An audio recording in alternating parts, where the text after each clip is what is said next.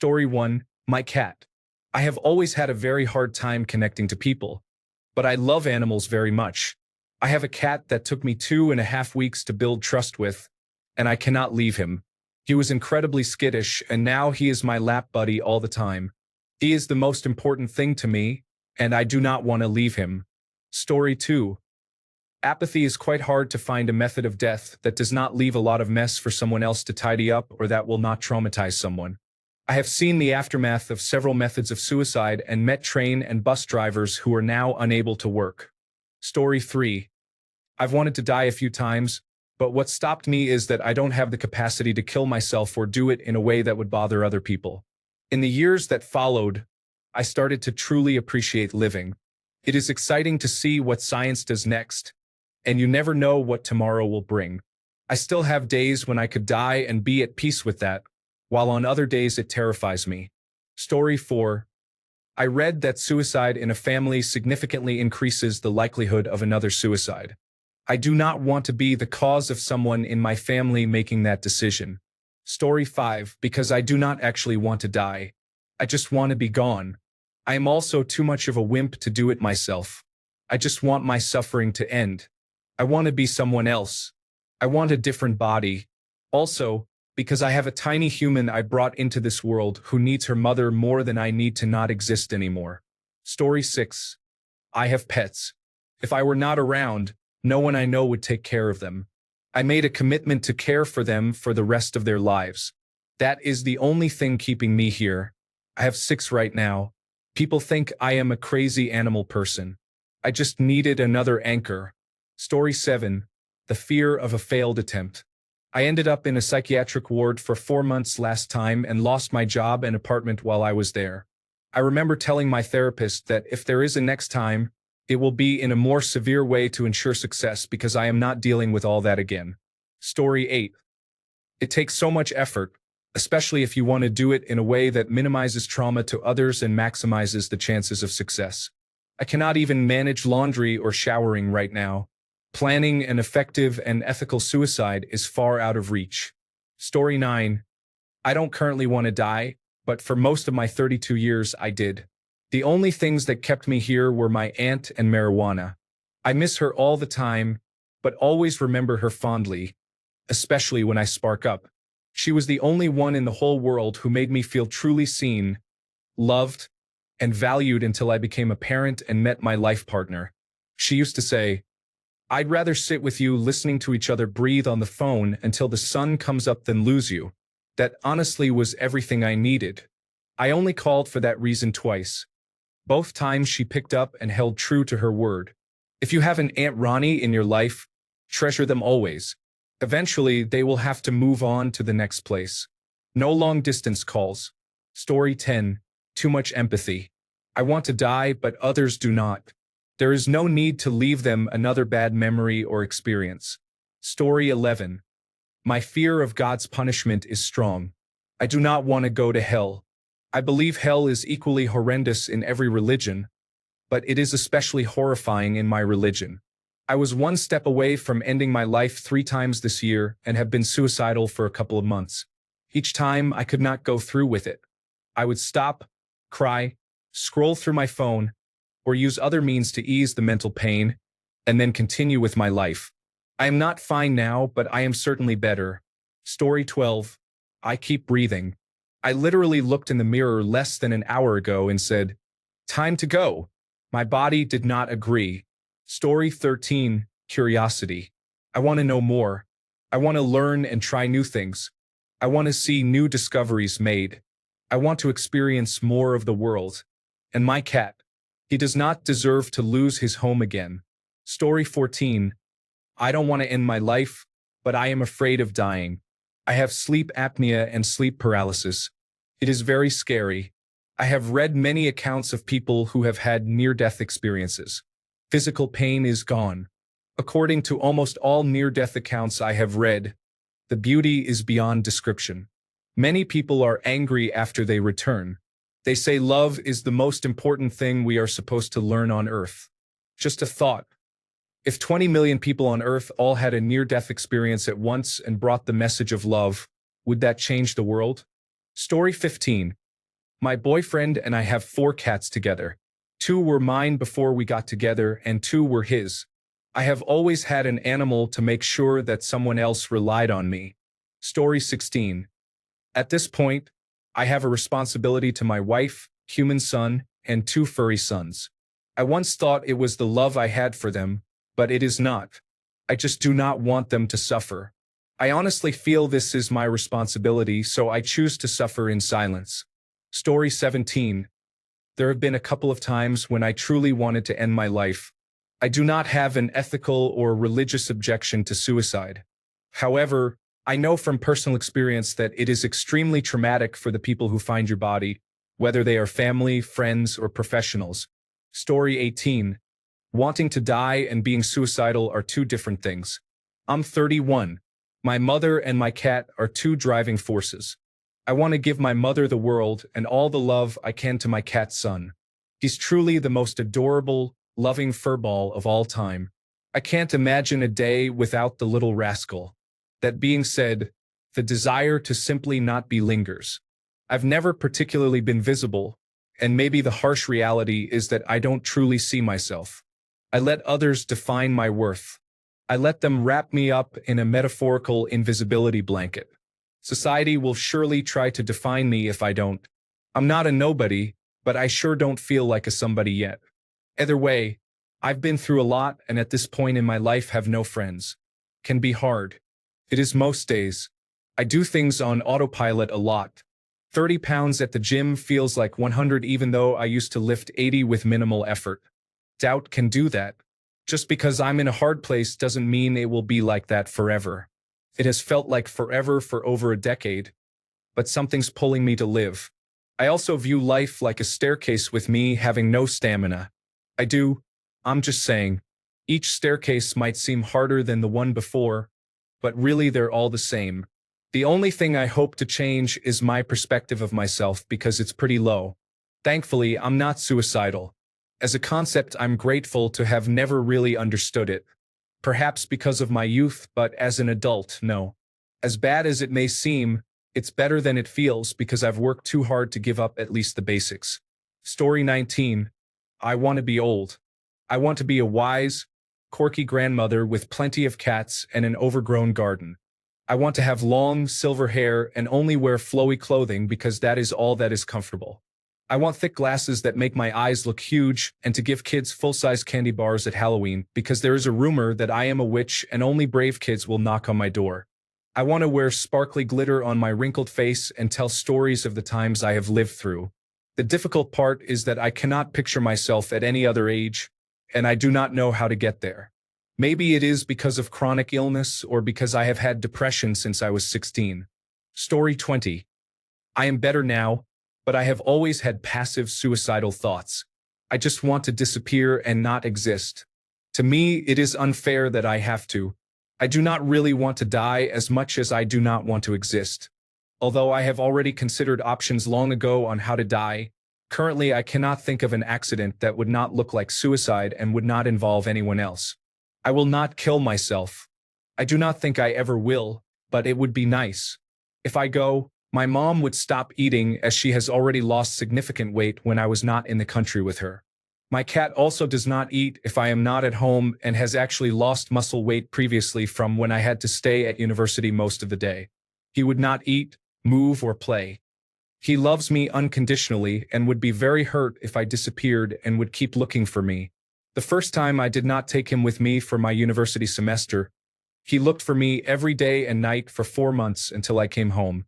He would think I abandoned him, and I do not wish that on anyone. I am also the only person who can handle him with almost no boundaries.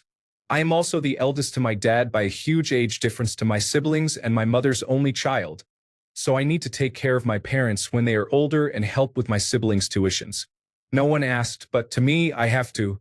Story 21. I am very curious about what happens when I am dead. Maybe nothing, maybe everything. The thought of being dead does not bother me.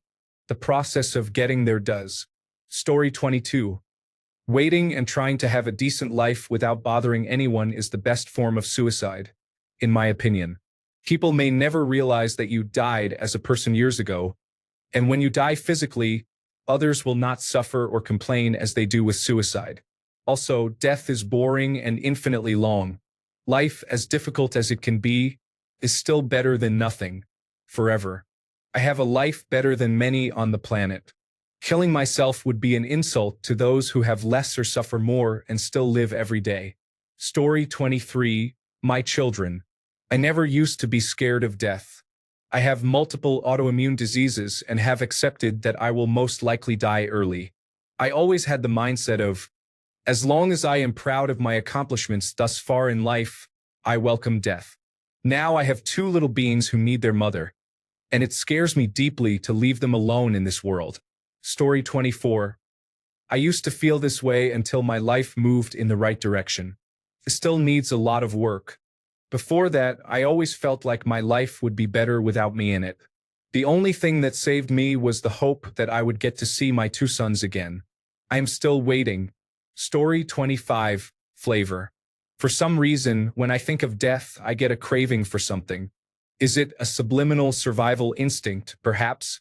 One part of the brain asks, what is all this for? Why not end it? Then the other part says, you will never taste coffee or steak again. And I am back to keeping on. Story 26. My daughter and finding a way to make it look like an accident or medical condition. I would not want my children to know I was that weak that I ended it myself. Story 27. If you end your life, you just have to come back here and start the journey all over again until the knowledge your soul came here for is gained. I am not into redose. I want to see this all the way through.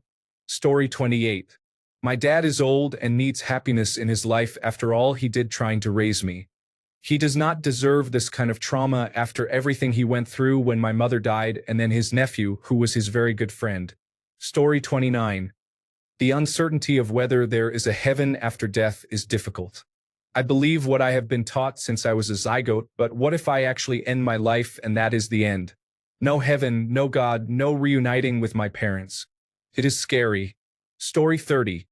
I only have my father and two children left in my family. We have all been through some terrible trauma, and I cannot put them through anymore. Story 31. Not much, honestly. My favorite shows are getting canceled or have a million years before they decide to reboot them. My favorite people keep leaving or dying. I have no dog, no miniature rabbit, and nothing that loves me unconditionally. I have no one or anything that cares about me as much as I care about them.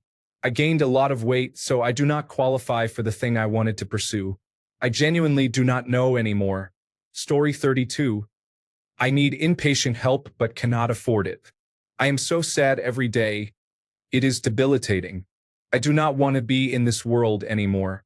I know I am a burden to my husband and I hate it. He deserves so much better. Every morning I ask myself, do you have the courage to leave the world today? Soon, maybe soon. Story 33.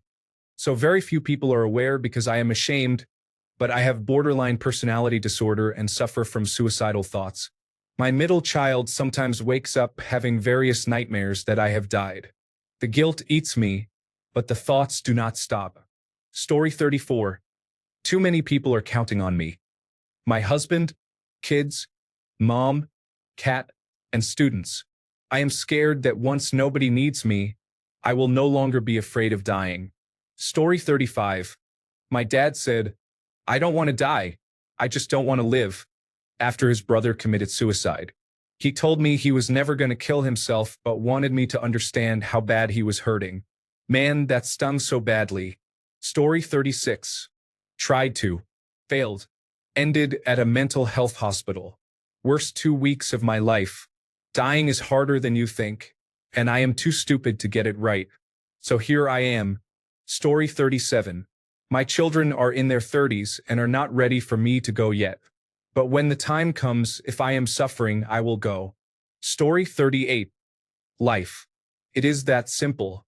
While the feeling of not existing is satisfying and, in a sense, a relief, it is not what I want. It sounds contradictory, but there is still a lot about life that I love. Story 39. I seriously wanted to die after my husband passed away, but I had my daughter to put through college and her cat to take care of. Story 40. When I was diagnosed with severe depression, the only thing that kept me going was my loved ones. Basically one person. I couldn't even imagine him having to live with it after I am gone. So I never took any active action. Story 41. It is not that I am going to kill myself or anything like that, but I do believe I will die at 20. It started when I was 17 last year. I just do not see myself living a life beyond that because I am uncertain of what the future holds for me. I mean, I see myself with children, but I cannot visualize myself anywhere past, at most, 25 to 27 years old. It is closer to 30, but I just have a sense. It is not a fear or a wish either. Story 42. I have been close, and it is not worth it. Even if it takes effort, challenges can be overcome, and you can find pleasant things in life. Story 43.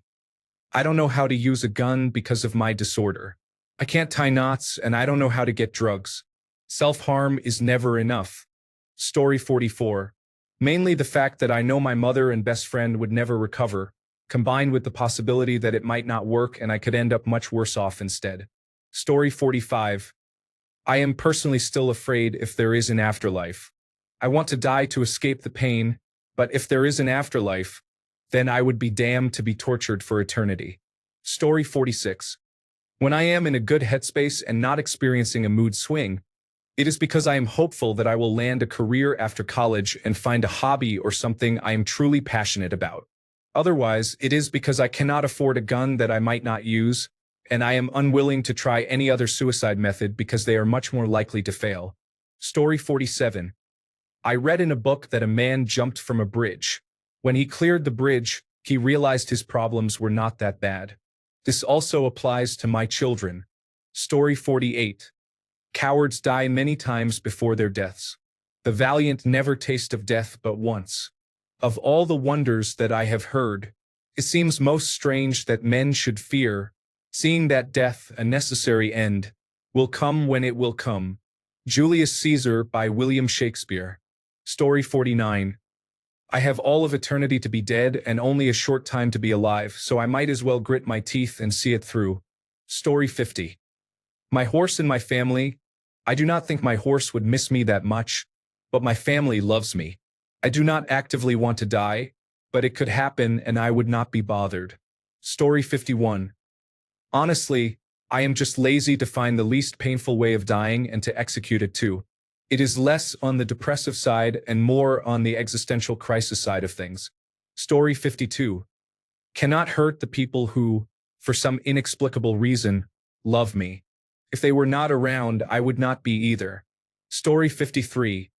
I am not satisfied with how I have lived my life, and as long as I keep living, I might be able to change something. Story 54. I do not want to repeat this life infinitely. If that is the case after death, I prefer to wait as long as I can so that something good may come later. I also want to repeat some happy moments, not only bad ones. Story 55. Chapter 6 Power Struggle, May 2025. The Blue Shift Remake team is excited to announce the release of Chapter 6, titled Power Struggle, scheduled for May 2025. This chapter continues the journey with enhanced gameplay, improved graphics, and a compelling story that deepens the narrative of the Black Mesa universe. Key features: new enemy types with advanced AI behavior, expanded environments for greater exploration, refined combat mechanics for a more immersive experience, updated voice acting and sound design, integration with the latest engine optimizations. The development team has focused on delivering both nostalgic elements and fresh content to satisfy longtime fans and new players alike. Emphasis has been placed on balancing challenge and accessibility.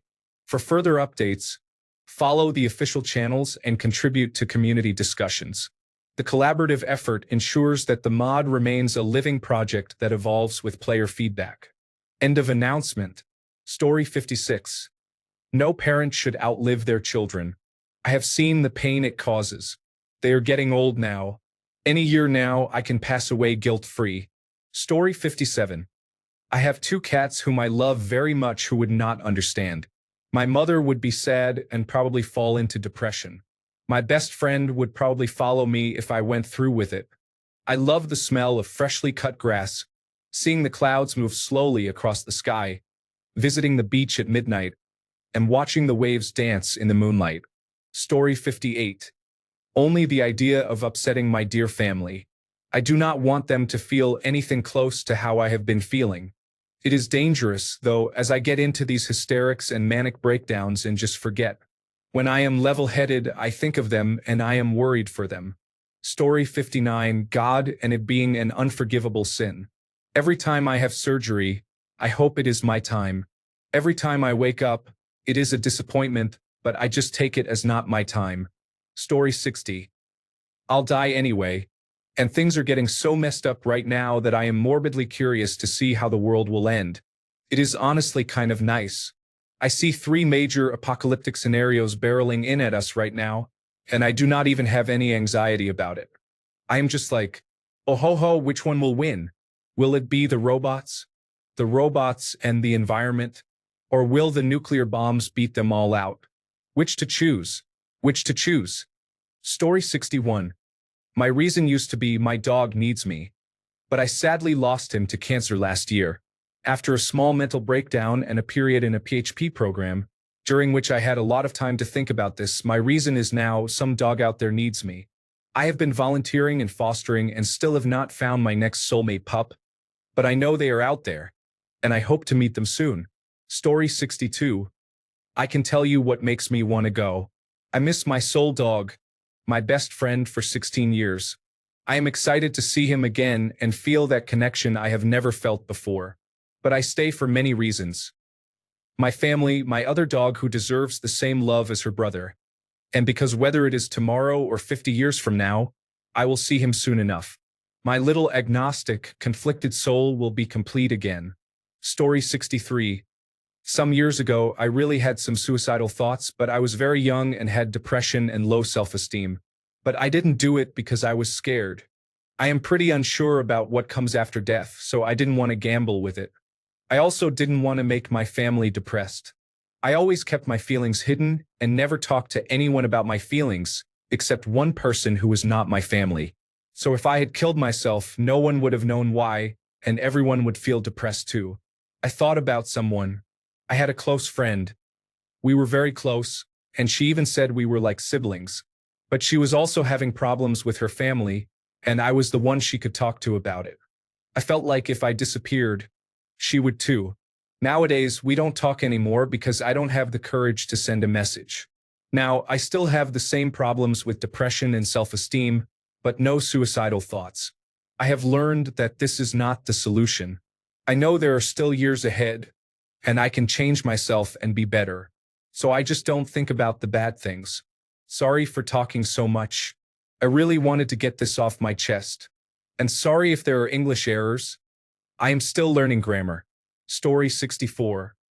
The people left behind, the cost of dying and caring about others. Also, the fear of the pain that comes with it. Story 65. The pain is real, and to be honest, I am still too attached to life. I cannot imagine never seeing again, never tasting food again, never having sex again. Story 66. There's an old man called the Mississippi. That's the old man that I would like to be. What does he care if the world has troubles? What does he care if the land is not free? Old Man River, that old man River. He must know something but does not say anything. He just keeps rolling, he keeps on rolling along. He does not plant potatoes, he does not plant cotton, and whoever plants them is soon forgotten. But that old man River, he just keeps rolling along. You and I, we sweat and strain, body all aching and racked with pain. Tote that barge, lift that bale. You get a little drunk and you land in jail. I get weary and sick of trying. I'm tired of living and scared of dying. But that old man River, he just keeps rolling along. Story 67. My children, I feel like I am losing everything, and the only reason I am still alive is because of my babies. Story 68. Every time I have tried, the consequences have been terrible, both physically and mentally, due to being confined in a psychiatric facility. What worries me most is knowing that I can be physically weak but still alive. Story 69. I have crippling depression but a 3-year-old. When I look in her eyes, I know this is where I am meant to be. She is my heart and my sunshine. She loves me with her whole heart, and I just could not do that to her. Story 70. I am scared of potentially going to hell. I desperately wish I knew if God would forgive me for killing myself. Story 71. My cat and the fact that I do not want the abusive society I live in to win. So at the end of the day, I guess it is sheer obstinacy. Story 72. Honestly, the fear that I will fail at dying and be stuck in pain and embarrassment from people knowing. If I had easy access, then I would be done today. Story 73. I was there 3 years ago, and I am really glad I did not. Life got better. Not immensely better, but better. The only thing that kept me from death was knowing my husband and children would grieve, and it would damage them. Story 74. I inherited all of my mother's old cats and her dog. No one, not even my sister, will take them. I will care for them as long as they need because this is not their fault. Story 75. At that time, I had a school project with only people I cared for. We were making a play, and I was responsible for half of the grade for our final exam. They couldn't do it without me, so I decided that would be the reason why I waited 9 more months to die. Honestly, I was really down, but I knew I just needed to see the good in life, and I needed time for this. So I took this as a way to force myself to live long enough. No regrets, I am finally fine now. Story 76. Killing yourself does not get rid of your pain. It just passes it on to those who love you. I may be ready to go, but I am not going to take part in hurting my loved ones. They do not need to feel this. Story 77. Fear. Parents are still alive. As the top comment says, I do not actually want to commit suicide. I just think about it constantly. Story 78. That's depression, friends. Your brain is not working properly, and you need to improve that part. Understand how it works and how it affects us. When we have depression, we think about wanting to die, and we don't want to do anything to get out of that thought because we don't think beyond it, only about the problem. Force yourself to go out, exercise, socialize, and find something you like to do. If you don't like anything, try everything and do that activity. Altogether, over time, you will feel better. While you are enjoying your life, you are not here to do or fulfill something. You were simply born. Live your life as you want, about 70 years on average, and that's it. Story 79. The only reason is my mother. One day, she caught me trying to cut the strings on my fingers. When I left, she told me that she would never do it again because she died before letting me kill myself. The only thing that stops me is the love for my mother. Story 80. My boys. It would hurt them too much right now, and they are structuring their lives around relying on my disability income to subsidize a future home purchase which improves my life and their life, and coincidentally anchors me to the mortal plane. Story 81. Missed my chance. If I was going to do it, it should have been at 18 to 20 years old. My parents would have been devastated, but my friends would probably not remember my name by now. I am 35 now, and there are real-world consequences. It would ruin my partner's life, devastate the people I have grown close to, and create an awful ripple effect of despair. Additionally, I do want to see how the movie ends. Story 82. Great question. First, fear of hell. I cannot say for certain if that is what happens after death, but that uncertainty is enough to keep me from going forward with the endeavor. More likely, it is just nothingness, which, as someone who is dying with anxiety, would be welcome, but I cannot be sure. Second, my sister. I love her very much, and I know she would be devastated if I died, regardless of the method. Third, hope. There is the remotest possibility that my life will turn around and I will be able to be happy. How? No idea. Maybe I win the lottery or a kind woman decides to tolerate me and let me hold her and love her every day. But if I am dead, then that is that, and there is no opportunity to enjoy what is left. Thank you for asking. Story 83. My children. I need to stay around for them. Once they are in their 20s, I hope to find other reasons to live. Story 84. Time is not moving fast enough. I am going on vacation with my significant other and his friends in midsummer. It is the perfect opportunity. I am not planning on coming home alive. Story 85. Fear that what I was raised to believe about suicide and hell is real, and that it would reinforce some family members' belief that living the gay lifestyle is a destructive lie by Satan. Story 86. My kids are grown. As a divorced father, I feel that I did a great job. They all have excellent jobs right out of college, are very respectful, and enjoy their lives. I feel my job is done. I got them through some difficult times. Now they are adults and I am less and less needed. I look forward to meeting my grandchildren when I have them. Story 87. As someone who was raised in a religious family, I am afraid of the afterlife and the punishment for committing suicide. If I want to die, I do not want to suffer eternally. Story 88. There is a book called Suicide, A Guide to Relief from Suicidal Thoughts by Olivone. It is not just theory. The author knows firsthand. Story 89. My toddlers, being so innocent, would not understand. I just think about them being sad about where mommy is and how they could not grasp that I would never be back. Story 90.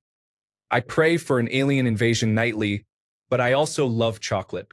I don't know if I will be able to eat it or if they will have it in the afterlife, if there is one. I really love chocolate. Story 91. Had a stray we feed get hit by a car. It hurt pretty bad, and it reminded me of my mother. If I ever did it, I would be the kitten in the street. I do not want to make other people sad like that. Story 92. My mother lost her other son years ago. I will not put her through it twice, but I am doing it the next day. Story 93.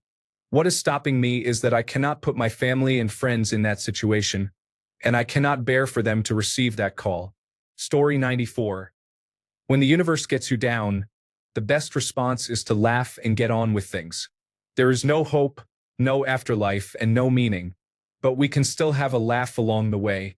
Albert Camus. Story 95. It probably will not work. I also want to save the excitement of discovering the truth about what happens after death for later. Story 96. Cat. He flat out will not eat without me around and is a cantankerous old man. He also promised someone on his literal deathbed that I would make sure his widow is okay. I am giving that 5 to 10 years. Story 97. The disgrace it would bring to my family and relatives because I want to end my life is unbearable. I do not want my mother to be the talk of the town, labeled as a failure when she is not. That is why I wish I either do not wake up forever, get caught in an accident, die while saving someone, or get kidnapped and killed. Anything but doing it myself. Story 98. This is why euthanasia should be legal. Obviously, after psychiatric screening and other processes, the right to a painless death should be granted to people. Story 99. I don't know if it is cowardice in disguise, but I have convinced myself that I am not allowed to die, at least not through suicide. I think about all the children who died young due to neglect or unfair circumstances, and how I am healthy with all limbs intact with average intelligence. So, I keep going along with life, if not for myself then for them, to do the things they never got to do.